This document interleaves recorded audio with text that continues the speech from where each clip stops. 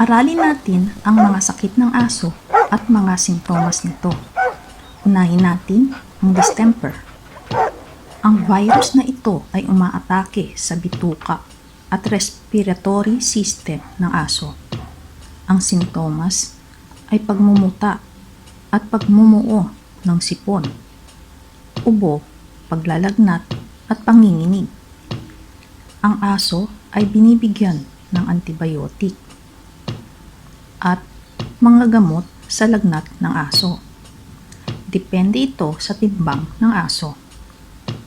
Kaya habang tuta pa lang ay pabakunahan na natin ng 5-in-1 upang mas malakas at may panlaban sa mga virus.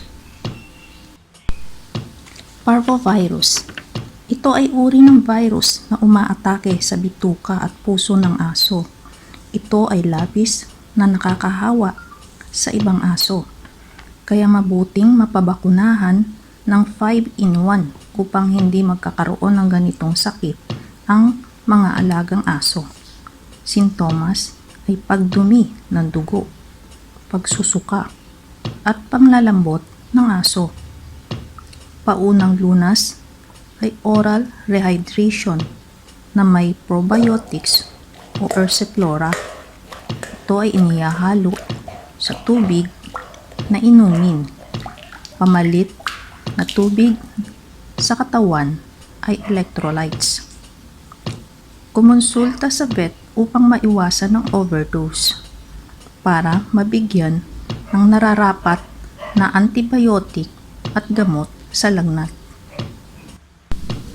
Para influenza, ito ay pagsisipon ng aso, sakit sa respiratory, walang ganang kumain, lagnat at pagluluha. Ang aso ay binibigyan ng antibiotic at gamot sa lagnat. Adenovirus, paglalagnat ng aso, depression, walang ganang kumain, sakit ng tiyan, pagsusuka at diarrhea.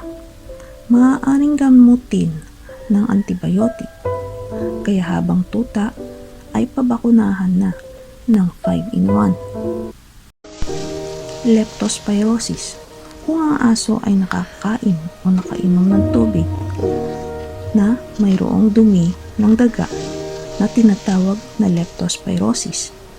Ang sintomas ay paglalagnat, pagsusuka at sakit ng tiyan at diarrhea.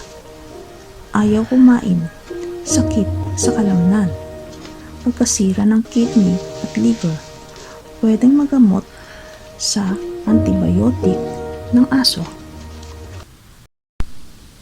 Kung ang aso mo ay may sakit, mas mabuting lagyan ng tubig na inumin sa tabi nila. Lagyan ng oral rehydration salt. Ang Tyrox o amoxicillin ay halimbawa ng gamot na antibiotic na pinapainom depende sa bigat ng aso na iniinom sa loob ng 5 hanggang 7 araw. Ang aspirin ay may bigat na 18 to 35 pounds. Ang mga ito ay nabibili sa tindahan ng mga pagkain ng aso, manok o poultry supplies at sa online shopping. Kumonsulta sa vet upang maiwasan ang overdose. Ang tolfenol ay halimbawa ng gamot para sa lagnat ng aso. Ang roundworms, tapeworms, hookworms at whipworms ay halimbawa ng mga bulate na makikita sa dumi ng aso. Madalas sa mga tuta ay may bulate. Sintomas ay pagtatae, madugong dumi, hindi kumakain na maayos. Sa mga tuta ay pagkakaroon ng malaking tiyan. Dapat mapurga o deworm kung may 1 buwan na ang tuta. Kung ang aso mo ay nakakain o nakainom ng mga pagkain na may raisins, kape, tsaa o tsokolate, Ang mga ito ay nakakalason sa aso. Ang sintomas nito ay pagsusuka, pagtatae, at pagbilis ng pagtibok ng puso na maaaring ikamatay nila sa loob lamang ng 1 hanggang 6 na oras. Depende sa dami ng nakain. Mas mabilis ang epekto sa maliliit na aso. Rabies, affecting nervous system. Symptoms: magaspang na pagtahol, galit, naglalaway, nangangagat, nagkakaroon ng nervyos, ayaw kumain, lagnat.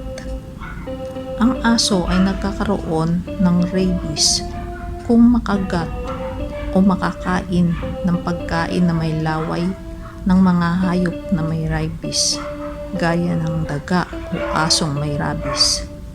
Dapat sila ay mapabakunahan ng anti-rabies.